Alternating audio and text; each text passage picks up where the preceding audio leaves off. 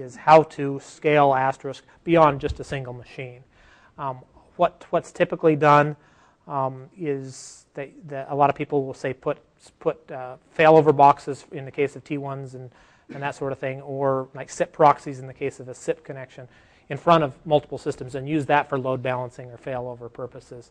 I wish there was a cleaner, easier way to do kind of system failover from one box to another, and that's one of the things I'm hoping that we can tackle in the next few years within Asterisk is start to attack some of those. You know, how do we get to 5 nines or 6 nines of uptime when we're using commodity PC hardware and that's software running on a commodity operating system? So those are certainly things we're interested in, but we haven't completely solved yet. I would recommend dual winy 5.0. All right, right. You know, anywhere you can. Yeah, no, go down a few layers. Mm-hmm.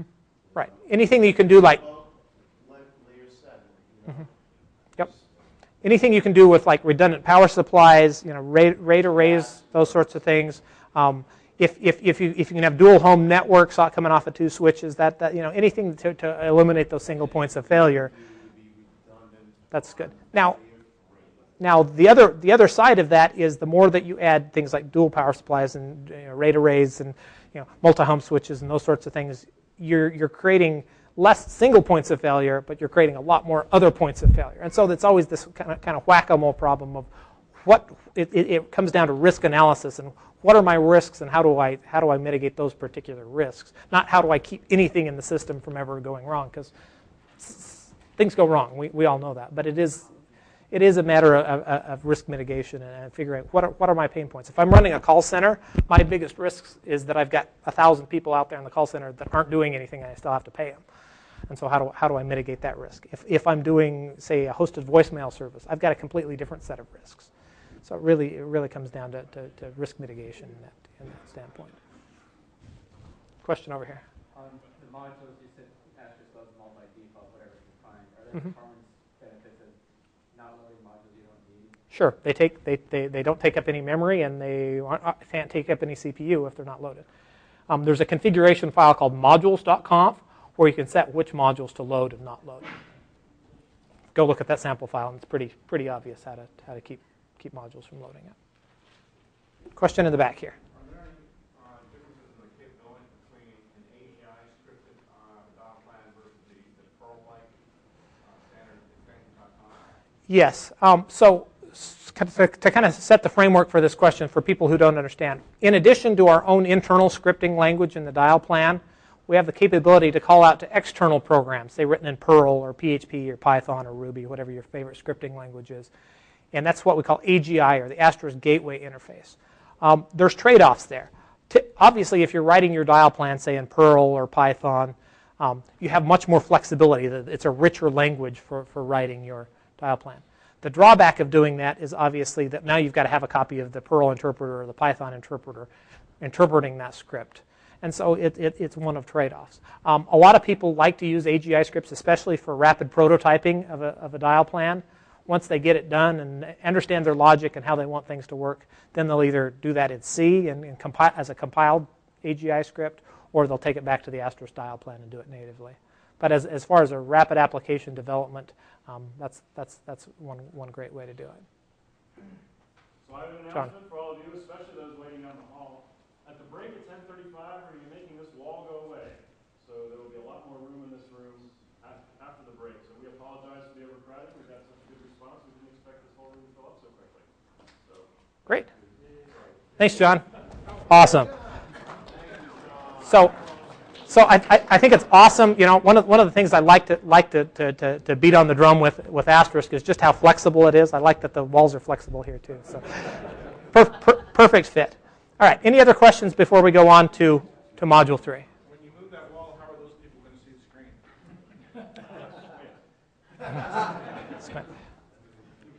There is another screen in the other room. We may be able to set a VGA splitter or something. We'll see what we can do. You know, we have things we can try. All right. So the next module that we want to talk about quickly is installing Asterisk. So our goals are to, first of all, talk about the different version numbers of Asterisk, how the different releases of Asterisk work, talk about different methods you can use for installing Asterisk. Do you want to install from packages? Do you want to install from source? Or do you want to install a custom, a custom Linux distribution built around Asterisk? We're going to talk about things like starting and stopping of Asterisk, connecting to the command line interface, and then setting Asterisk so it automatically starts up when your system starts up. Kind of the systems administration pieces of getting Asterisk up and running. All right? So before we dive into the actual installation itself, let's talk a little bit about how do the developers, when they're building Asterisk, how do they keep track of what work they do? And they use a source code control tool called Subversion. Now, if you're familiar with Linux and Linux development, you've probably heard of Subversion before. Subversion allows them to keep track of who made these changes, when, why, and how, so that it's not just a hodgepodge of code, but it's a little more organized. And if there is a problem, we can go back and identify when was that problem introduced, who made that mistake. Hey, we're going to give you a little coaching, a little help so that this problem doesn't happen again. And that really helps the maturity level within the code. And so Subversion uses this model of a tree. Now imagine a tree that's got a trunk and then it's got branches that come out from that trunk. Different release versions, like Asterisk 1.4 or 1.6.2 or 1.8, are different branches off of this tree. And so let me see if I can illustrate this graphically here for a second. Imagine that the development, anytime anybody's adding new code into Asterisk, it's on the trunk of that tree. And that tree just keeps getting taller and taller and taller over time as we do more development. Okay? From time to time, we want to branch off and say, hey, we want kind of a stable release that people can go out and run. We want a release version of Asterisk. And that's where we build a branch. So you can see at the bottom there, we branched for 1.4. We branched for 1.4, what, about 3 years ago? Has it been that long? What's that? It was longer than that. It was longer than that. It's been 4 years? It's been a while. But along that 1.4 branch, we don't add any new features. All we do is add bug fixes. So the further along that branch you get, you've got a nice, rock-solid, stable system. It may not have the latest features, but it's going to be rock solid. Then we did some more development. And a couple of years ago, we did the 1.6 branches, and 1.6.2 branch in particular. Branch it off. It's getting bug fixes. So you see like 1.6.2.10, 1.6.2.11, those sorts of things, right? Just a few days ago, a week or so ago, 1.8 was released. And so now you're going to see 1.8.1, 1.8.2, 1.8.3. As those new releases come out, there's going to be just bug fixes on that branch, while the developers can go off in the development tree in the trunk and start adding new features, making architectural changes without causing headache to the people who are trying to run a nice, stable PBX. Does that make sense? So if you're doing the key takeaway from this is if you're doing development, you probably want to be on the trunk. If you're trying to run a PBX and you want it to stay nice and stable and reliable, be using one of those versions off the branches. Okay? How often do they get pruned? That's a great question. We're supporting the 1.4 branch until the end of this year. I don't remember off the top of my head how long we're supporting the 1.6.2 branch. But the other branches, the basic idea is to support them for 3 years, and then they'll go into security fix-only mode for about another year, more or less. I'm sure Russell and Kevin will talk more about that in their presentation later this week. But that's the basic idea, is that we'll give you 2 or 3 years on a particular version. At that point, it'll go into a security fixes-only mode. We won't be fixing any bugs, but if there's a security problem that we know about and needs to be fixed, we'll still go fix that for approximately another year or so. And then you really need to move on. It's software and it's evolving very quickly. And after 3 years, it's probably time to go and get a new version. Again, it's not like the old box that you just hang on the wall and leave in your closet and leave it alone for 10 years. It really is just another server in your data center. Question over here. Is there generally a process to upgrade from one branch to another? So if I've got all my customers on a 1.4 branch and now I've got to move to 1.6, is it just yes. forklift it out? Or? No, usually most of the config files will come across just straight across. Anytime that we make a change that you need to be aware of, that you're going to have to go update your configuration files or change the way something works, we document that in a file called upgrade.txt. So if you go look at the Asterisk source code, there's a file called upgrade.txt, and then there's some like upgrade 1.4 to 1.6 and 1.6 to 1.8. There's some specific files there that we're going to outline every single step that we change that you're going to have to do something on your end to support that. If you're just going from minor versions, let's say you're using 1.8.0 today, and in a couple of weeks they release 1.8.1, usually everything will just come straight across. If there is something that you have to change your configuration files, again, it'll be listed in upgrade.txt. But usually with the minor versions, the config files just work just straight across. And you can just install the new version right over top of the old version. There's nothing special you have to do there. Okay. Does the same rule apply to ABE versions?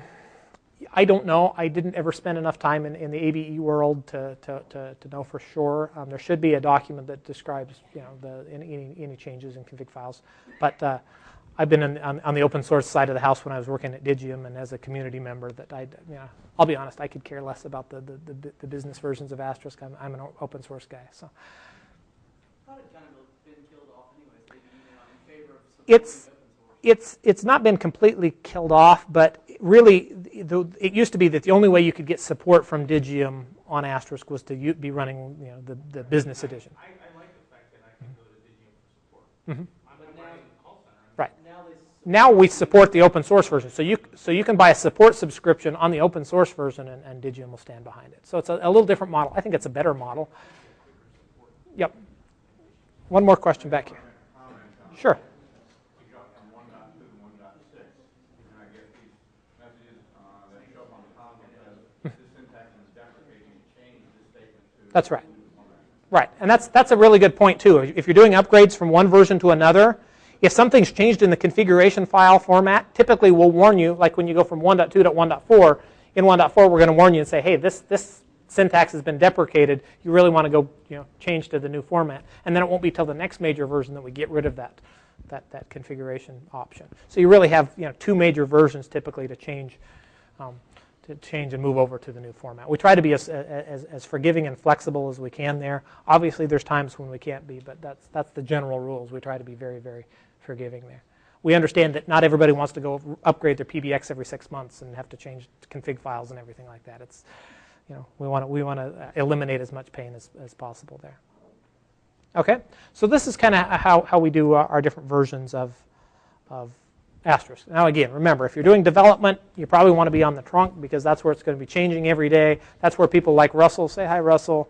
Everybody wave to Russell back there. He's one of our lead developers. He's in there making changes all the time.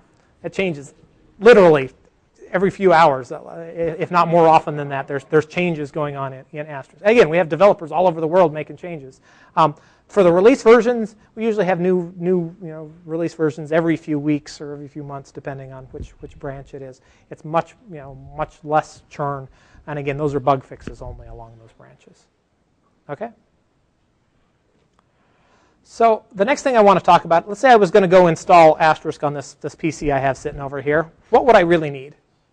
And there's really 3 pieces that I typically install on a system. There's obviously Asterisk itself. But there's a couple of other supporting libraries that are very, very useful. The first is a library called libpri, and that's the PRI protocol. PRI stands for Primary Rate Interface. It's an ISDN protocol. If you're using T1s and E1s, you're probably using the PRI protocol. And really, it's only needed if you do have PRI connections into Asterisk. That being said, it's a small library. I just load it on my systems as a course of habit, just to have it there just in case. The second piece is DAHDI, and again, DAHDI is the set of kernel drivers for the hardware cards inside your system. Even if you don't have Digium cards inside your system for analog and T1 sort of things, it's useful to have DAHDI loaded anyway because it can help out with system timing and mixing and those sorts of things. So just again, as a course of habit, just install it anyway. It's good to have on there. It's small. It's not going to take up much memory or anything, but it does add some useful features to your system. Okay. So these are the 3 things that you would want to go out and download and install on your system.